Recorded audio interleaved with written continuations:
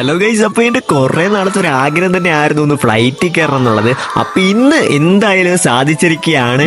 രാവിലെ ക്ലാസ്സിന് പോകാൻ വേണ്ടി ബസ്സിൽ കയറി ഇരിക്കുമ്പോഴാണ് ഈ ഒരു കാഴ്ചയും കാണുന്നത്.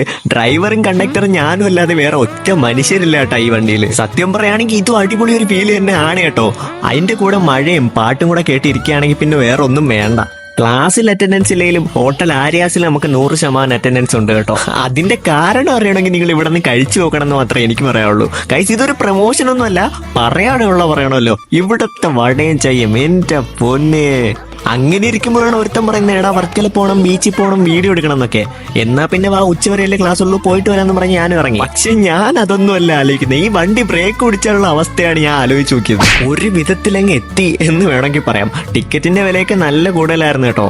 നമ്മൾ അങ്ങോട്ടും ഇങ്ങോട്ടും കൂടെ പോകാൻ വേണ്ടി വെച്ചിരുന്നതാണ് ഇങ്ങോട്ട് വരാൻ വേണ്ടി മാത്രമായിട്ടായത്. ഇനിയിപ്പോ പോട്ട് പോവാൻ നേരത്തെ ടെൻഷൻ അടിക്കാം, കുറച്ച് ഫോറിനേഴ്സിനെയൊക്കെ കണ്ട് ചില്ലാവാന്ന് പറഞ്ഞ് നോക്കിയപ്പോ കണ്ടത് ഇത്.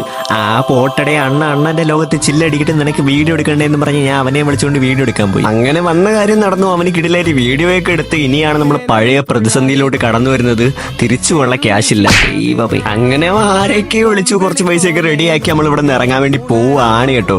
എണ്ണി പറക്കിയപ്പോഴത്തേക്ക് 20 വരെ കൂടുതലുണ്ടെന്ന് പറഞ്ഞ് 2 ചോക്കോമാർ നിന്നുകൊണ്ടാണ് ഇവിടെ നിന്ന് ഇറങ്ങിയത്. അങ്ങനെ വർക്കലേന്ന് ആറ്റിങ്ങിൽ ബസ് കയറി. പക്ഷെ എന്റെ പൊന്നോ, ഈ വണ്ടി ഏതിലേക്കൂടെയൊക്കെയാണ് പോണേന്ന് ഒരു പിടിയില്ല കേട്ടോ. നോക്കിയപ്പോ കാട്ടിക്കൂടെയൊക്കെ ഈ വണ്ടി പോണ്.